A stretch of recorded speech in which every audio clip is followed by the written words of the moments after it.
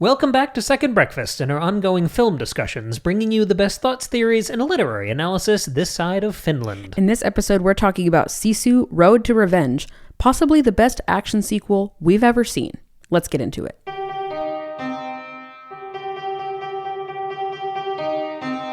All right, do you remember, Maggie, a few months ago where someone very politely in our YouTube comments, not one of our regulars, you guys are great, but some outsider who came into our YouTube comments accused us of, I hate using this word, glazing?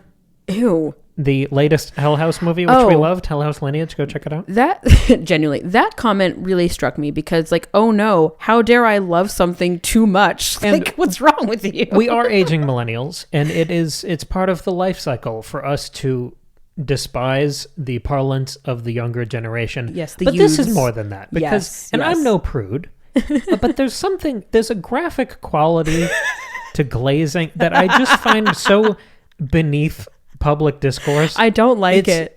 It's grotesque, and I'm a fan of the grotesque, but right. it's fucking unsightly. Well, I'm also a fan of a glazed donut, but that's not what anymore. Comes to, right? It ruins it now. Anyway, no, listen. So if you thought that we were glazing that movie, that's all we're doing today. We're going to glaze the shit out of this movie because it was so good. Believe it or not, we used to do one episode a week on Fridays. Those were the days. And when we added in Tuesday episodes, we would talk about things that weren't fantasy, because we started doing chapter by chapter of all of Lord of the Rings and The Witcher and Game of Thrones, and we started talking about other shit. I believe Green Knight was the first one we broke out. It was our first solo episode, because we used to do little Second Breakfast segments that were just a short discussion, but that was our first proper non-fantasy book episode. And pretty early on, we did an episode about the first Sisu. We've been doing this show so long that there are sequels coming out to originals that we covered on the show. Incredible. Crazy.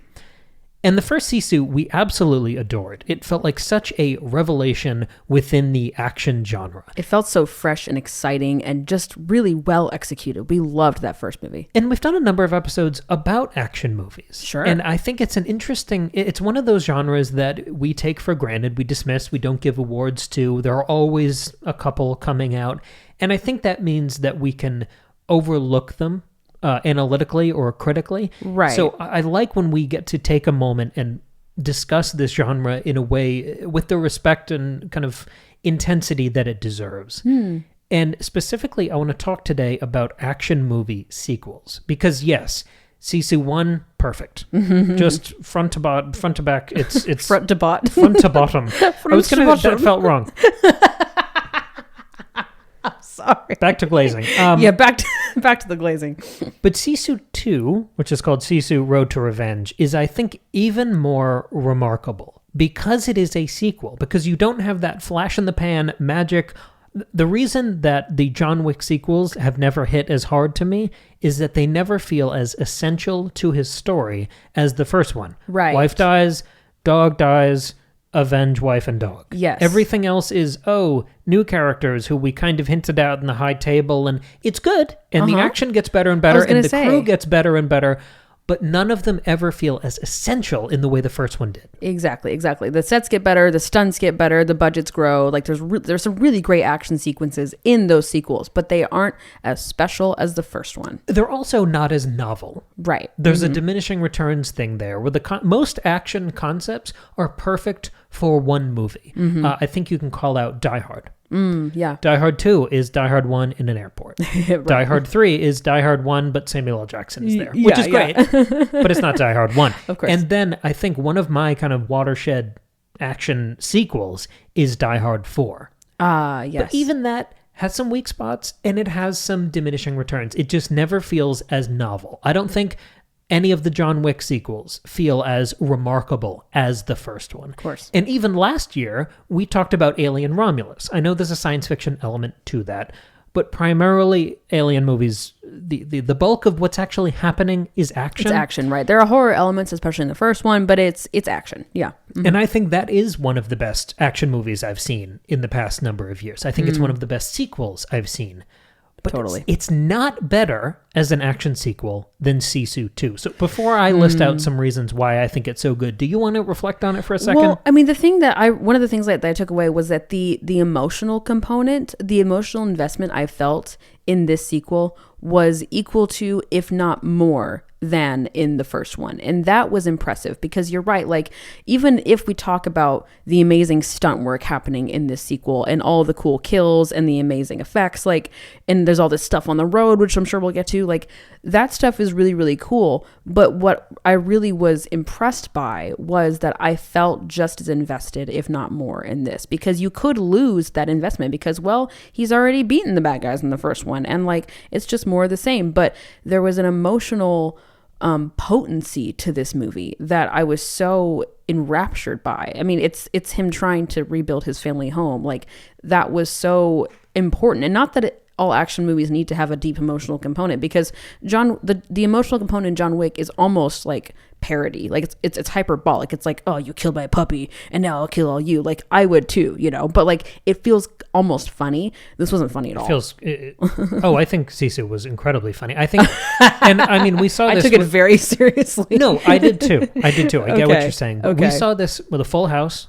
This was a locked in crowd. Everyone was respectful, there for the right reasons, as we'd say on The Bachelor. Yes. But it's also pound for pound the funniest movie I've seen this year. This crowd laughed, guffawed. Well, yeah. I mean, like, you laugh tickled fucking pink. Yeah, you laugh when the Russians die, or the Soviets die. But yeah, and I think that's part of it. Is the first one was a guy accidentally steals Nazi gold, and then they hunt him to the ends of the earth, and he kills all of them along the way.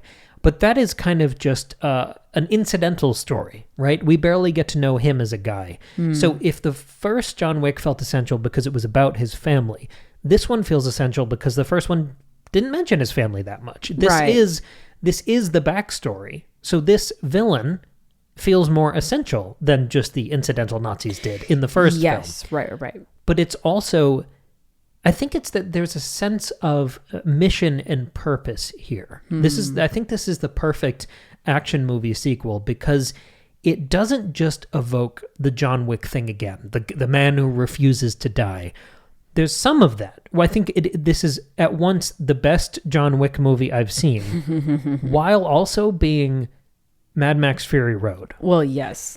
And I don't think it's derivative of either of those films. I don't think it's that much like John Wick because it's more sentimental than it is a revenge movie. I know it's called Road to Revenge, but when you see the visual of he goes through so many vehicles, it's like planes, trains, and automobiles in this movie. Yeah.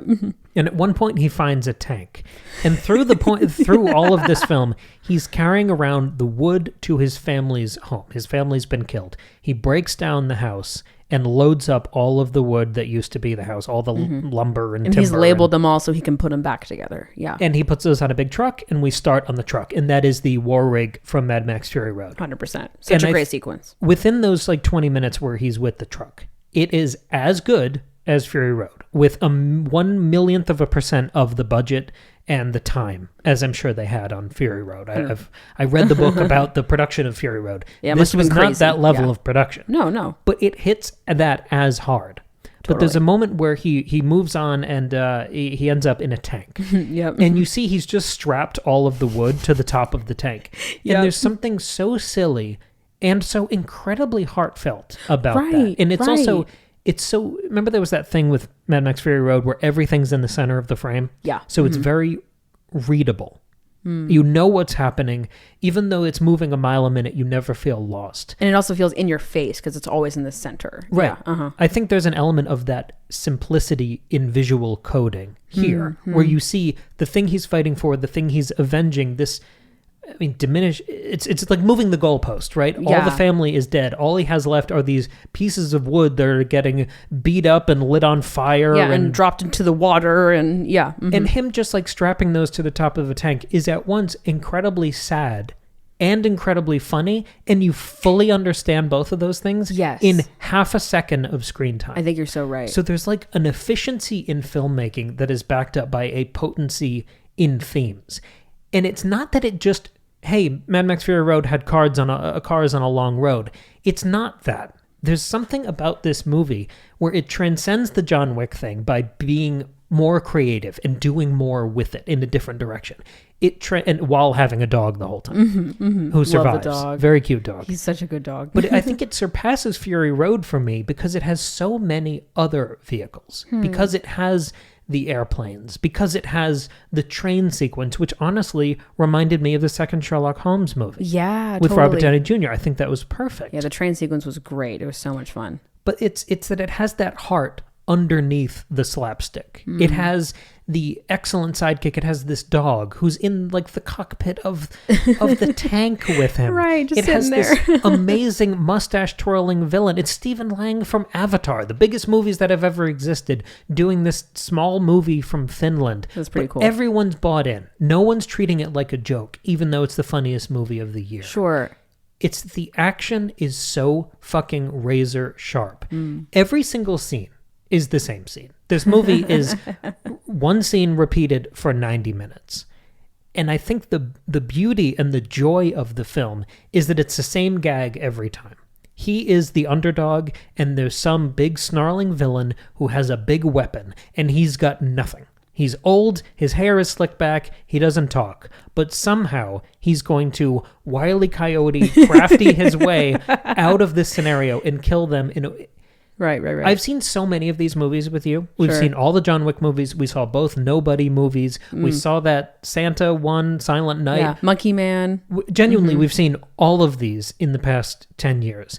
None of them are as surprising as Sisu was. Yeah, I'm totally with you. And I think one of the things that sort of took it one step further for me was it is a revenge story. It is him avenging his family, but it goes beyond that because the story doesn't end when he's killed the villain, because his goal is not to kill the villain. He sort of does that along the way. His goal is to rebuild his family home and like reestablish himself and start his life over. Because often in a revenge story like this, especially when it's male centered and the family is dead, they sort of feel like, okay, I'm going to avenge my family and then I'm going to die because what is there after that? Like there's no other purpose for me. But here it's him killing the villain and then also rebuilding and then finding a new community. Like I loved that at the very end, I mean, sorry, kind of spoilers, but at the very end, he's rebuilding his house and this group of villagers sort of come up with all these tools and he is of course traumatized and alone and assumes they're there to kill him and they say, we thought you could use some help. And he just like starts crying and like, so do I. So did I. Like it's a beautiful Yes. moment of like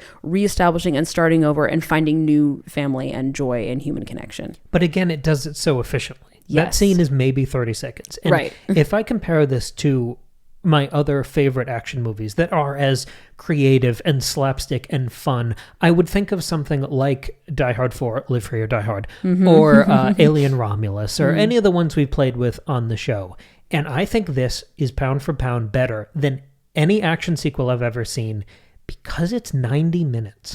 Because know. it does that heartwarming, we thought you could use some help rebuilding the house. It does that in a montage over the credits. Right. This movie is barely 90 minutes to the point that it's shorter than the first movie. And Remember, that like never happens. John Wick 4 was like 3 hours long. Yeah, all And these that- action sequels, they try to like expand the world and build out the lore and make it way more complicated. And that can be fun, but like you don't need to do that. You had a good thing going already. There is something thrilling, smart, and hysterical happening during any single frame of this movie. It's so ruthlessly edited. It reminded me of the first time we saw The Fugitive.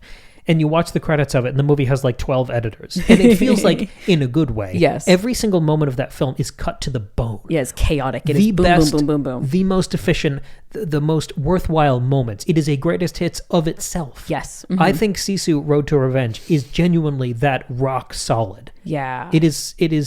It's somehow better than the first one, which is something I've always evangelized to people as this is the best action movie you haven't seen. Yeah. I can call Sisu Road to Revenge the best action sequel I've ever seen. I'm with you there, 100%. Sorry for glazing this movie, but we loved it, okay? Sorry we liked something on the internet. Sorry we experienced joy. I hope that you too experience joy in some of the things you watch and enjoy. And if you didn't like it, well, I'd love to hear why. Off. I don't want to hear why. Fuck off.